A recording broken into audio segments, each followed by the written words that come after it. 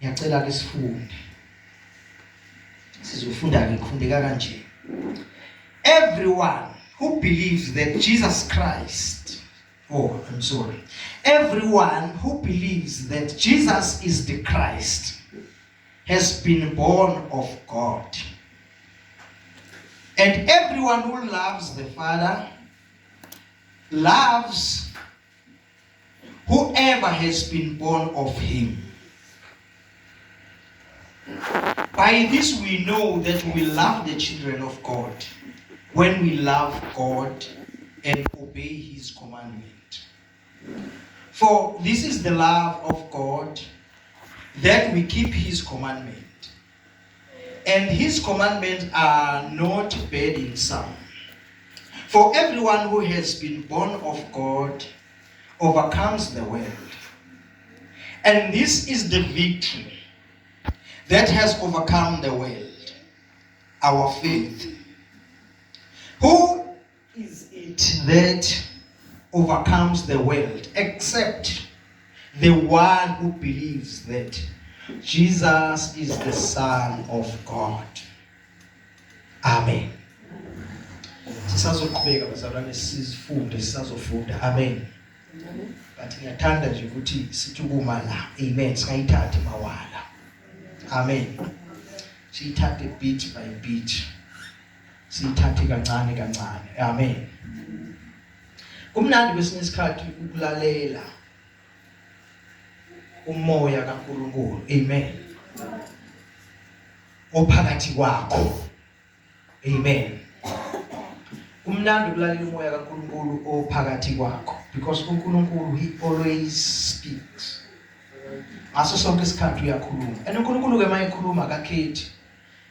uNkulunkulu ukhuluma nawe ungasindisiwe, akhulume nawe usindisiwe. Amen. Kodwa uNkulunkulu uyakhuluma ngoba akafuni noyedwa umuntu ukuthi alahleke. Akafuni ukulahlekelwa nawo yedwa umuntu. Amen. Hallelujah. Akafuni kulahleke nanoma oyedwa. Kanti kunombuzo khona manje uthi uyini umuntu ukuba umlandeli kangaka, ukumnake kangaka. Amen. Uyini umuntu? Hallelujah. Njengoba sibona nje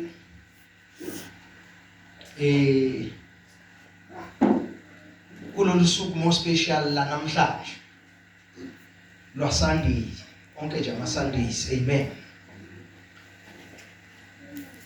Kuphithizelwa kangaka, wonke abantu bayaphithizela, baflokela einkonzweni. Amen. Amen. Baflokela einkonzweni. Kufanele singabuki abantu kodwa sibuke uNkulunkulu. Ibalandelela abantu. Amen. Ezenjani bazalwane? Ibalandelela abantu.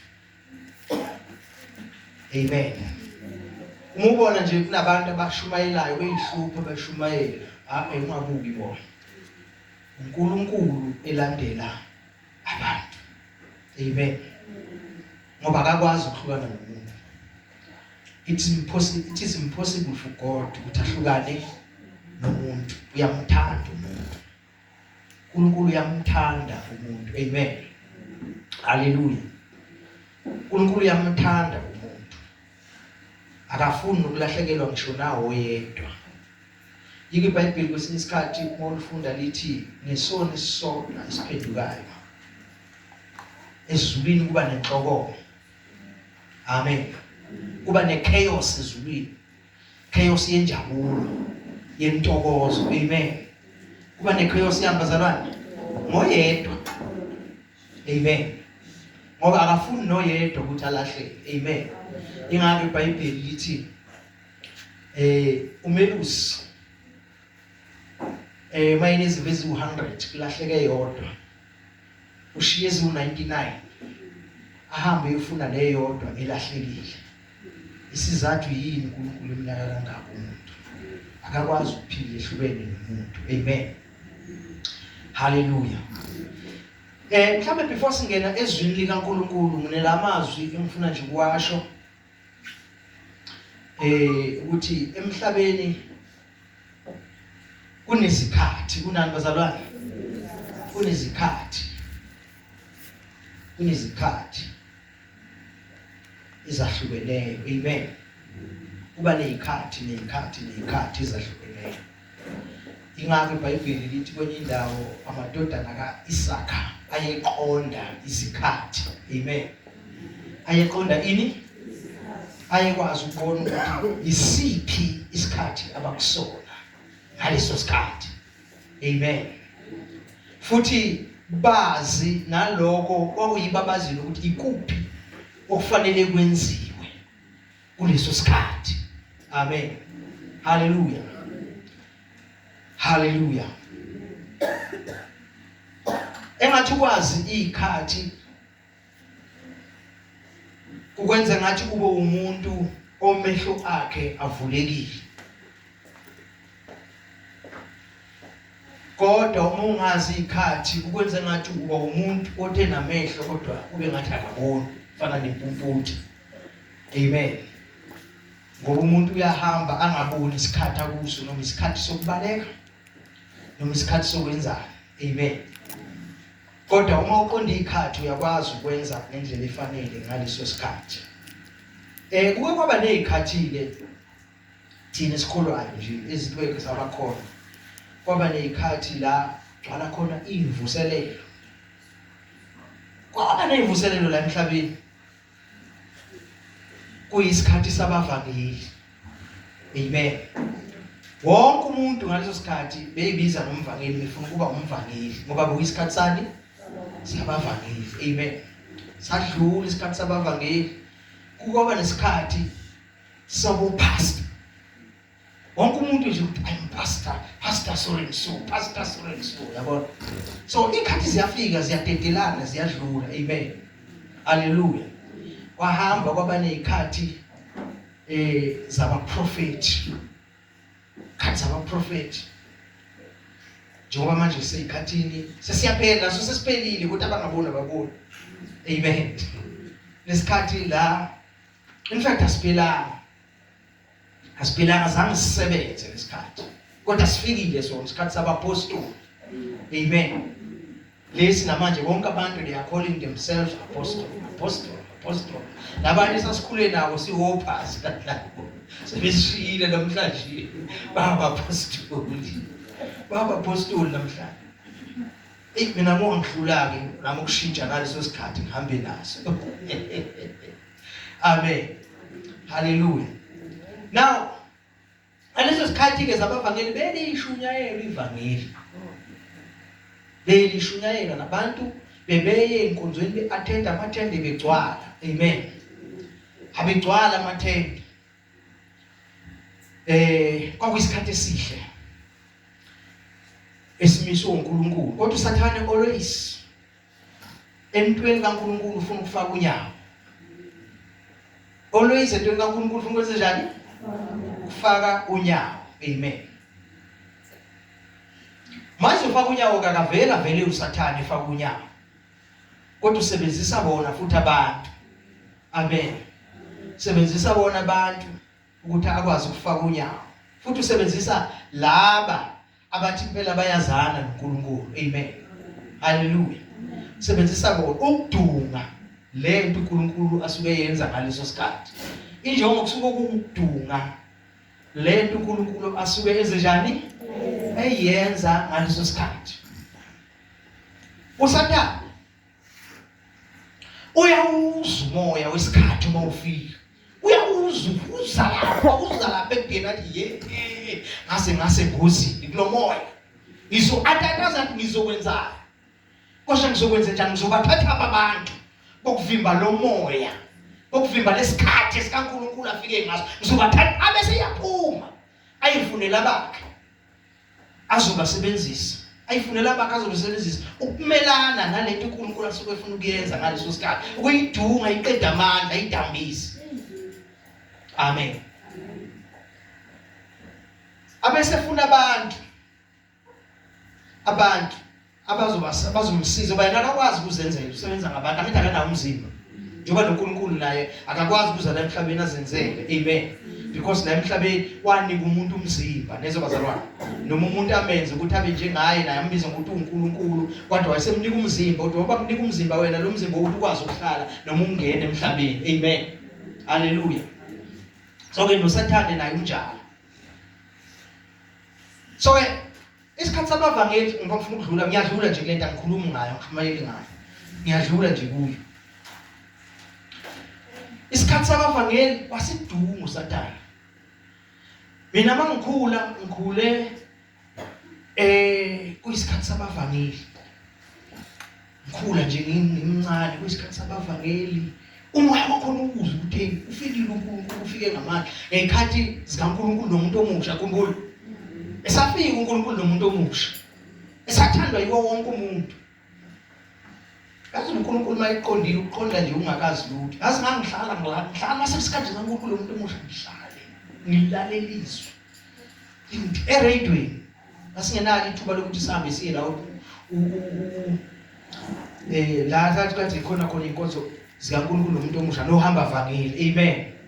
Kodwa ngihlala phansi ngilalela iRadio, ngafuna umuntu ozongiphazamisa, yabona. Ngafuna umuntu ozongiphazamisa. Lento ayiveli khona ikimi. Amen.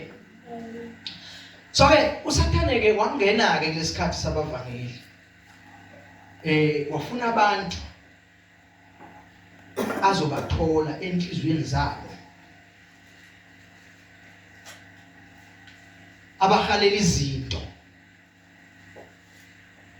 abafuna ukuba nezinto, abahalela ukuba namagama amakhulu, let me put it so.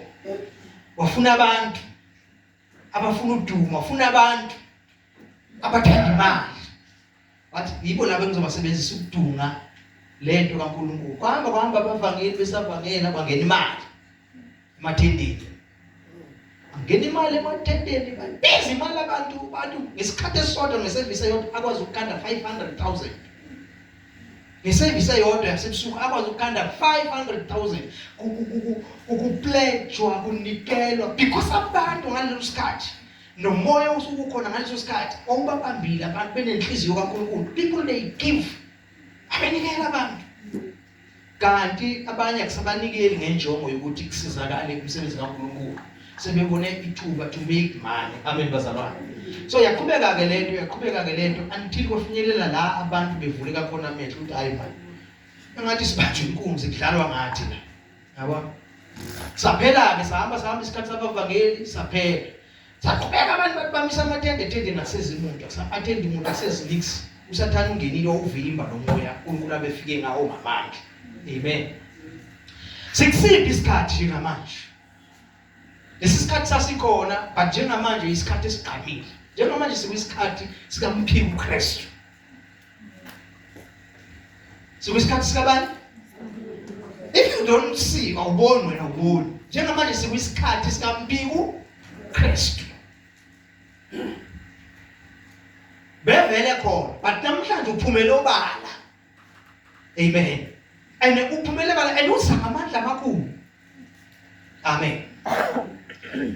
Now bazalwane, ngesinye isikhathi ningilalele nje nina, ningilalele. Uba nami ngikhuluma ngazi ukuthi ngithini, kodwa ukukhulunyiswa uNkulunkulu. Ngesinye isikhathi kwakuzofika indlala ezweni kuphi kwaIsrael, ne? kwaIsrael okwakuzofika indlala emhlabeni wonke, ngisho njalo. Wayesephupha uFaro. Angithi uFaro waphupha. Waphupha isithungwa, waphupha inkomo ezacile. Yeah, niyayazi lo ndaba, ngizongena kuyo, niyayazi bazalwane. Kwasekufuna umuntu ozoyichaza. Ongachaza, wafuna umuntu ongachaza lento inkosi eyikhathazekile. Kwatholakala uJoseph, ngiyanqamulela. Kwatholakala uJoseph. Joseph washaya emhlolweni ukuthi lesikhathi baphupha amabili inkosi waphuphile, akhuluma ngesikhathi sendlala esizayo, sikudlala enkulu. Amen. Walichaza uJoseph, uJoseph esesho ukuthi kuyofanele kwenziwe njani ukulungiselela lesikhathi esizayo esibonwa inkosi. Ngoba ukubona lokho akakenzeki. Wayesesho uJoseph ukuthi hayi kuyofuna kube khona abantu abahlakaniphile abanomoya kaNkulunkulu abantu umuntu ozokwazi ukuthi ngesikhathi sendlala senala kuqoqwe ukudla khandwe inqoloba kube ngesikhathi sani bazalwane senala kulungiselelwe isikhathi futhi esizayo esilandela esenala okungesendlala ukuthi masifika sifika size sidlule sibashiya abantu bephilile ngoba bekunomuntu ohlakaniphile. Amen. Hallelujah. So ke njengoba sithi ke nje manje isikhathi sikaMphiko uKristu. Amen. Isikhathi sikaMphiko uKristu. Pho yini okufanele yenziwe? Ngoba sisikhathi nesikhathi esivelayo kufanele kube khona abantu abaqonda isikhathi abakusona, kube khona abantu abazi ukuthi yini okumele yenziwe ukumelana nalesi sikhathi. Because uma kungamelwanga naso lesi sikhathi lesi kuzobhutshwa. Amen. Kuzokwenziwa njani bazalwane? Uzobhutshwa. Ngoba phela kusho ukuthi uSathane uzochana sasenzele noma ngabe yini ayithandayo. Thathane ke iagenda yakhe iclear. Is to steal and to kill and to destroy. Amen. Is to steal, kill and to destroy. So kufuneka abantu abanomoya bakwazi ukuzwa, abantu abakwazi ukuconnecta noNkulunkulu, balalele the heartbeat of God. Ukuthi uNkulunkulu, ngoba uNkulunkulu uyakhuluma nabantu bakhe. Akhulume nabantu bakhe bangakutholi ukuthula, bangakutholi ubuthongo. Akhulume nabo abanike imiyalezo, banike yonke into to oppose isikhathi esikhona esizohlupha abantu. Amen. Hallelujah. Malibonga igama lenkosi. Yabona ke isikhathi sabapostoli lesi sike safika. Mhlawumbe sisazohlala kodwa ukuhlala kwaso asina impact. Amen. Asina impact because uSathane usonile, usidungile. Amen bazalwane. Bese leto uNkulunkulu so. But uSathane wasenze njani? Wasidunga. Abantu babona i-opportunity nethuba yokuthi baphakame. Bazeke bazi ukuthi umpostoli umpostoli ngiyakhuluma kanje khona abanye befundisi because singaxabana. Amen. Hallelujah. So ke bekufanele lesisikhathi esithi sifike manje kaMphiko uKristu singa abapostoli bezivuswa uNkulunkulu ukuze sithi sifika lesikaMphiko uKristu abantu bonke bebefundiseke kahle, beunderstanda kahle ukuze bangathathwa amasa. Amen. Kuze abantu bangajiki bamflathele uNkulunkulu. Njengamanje sisesikhathini la abantu khona bemphendukela uNkulunkulu. Besho ngokusobala ukuthi there is no God, ayikho into okuthi uNkulunkulu.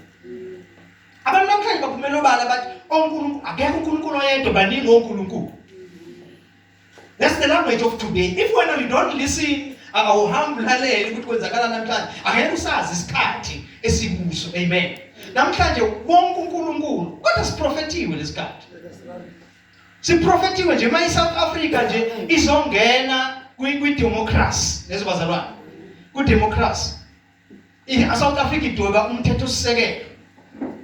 South Africa ivulela bonke uNkulunkulu. It was a prophecy. Kuthi kuzisikhathi la uNkulunkulu wangempela ezokwenziwa ize. Amen. uNkulunkulu wangempela ezokwenziwa nje ukuthi ahlanjalazi igama lakhe ekhulunywe noma yini ngaye. Amen. Konke lokho kwakubikezela namhlanje sikuleso sikhathi. Namhlanje ngifuna ukukutshela give it clear lento because ngikhuluma ngento eyenziwa abantu abahambe phambi kwethu beshumayela phambi kwethu ebesikahlonipha ngeyimfundiso bebeyifundisa. Amen bazalwane. They turn their backs uNkulunkulu. Bamflathele namhlanje uNkulunkulu. Abamflathelanga kuphela, beyafundisa namhlanje ukuthi iBhayibheli nje into engekho. Bathi namhlanje angawabona noma ngeBhayibheli namhlanje.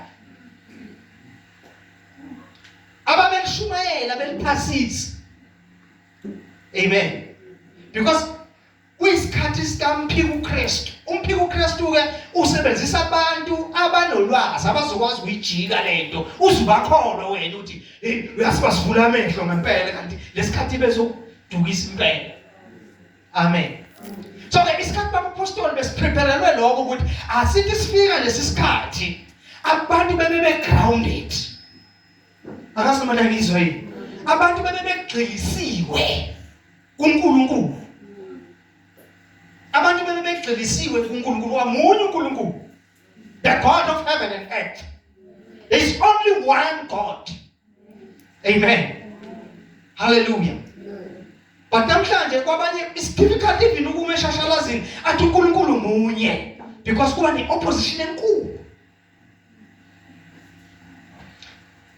Hayi bengihlula ke lapho singimiyalezweni. Hallelujah.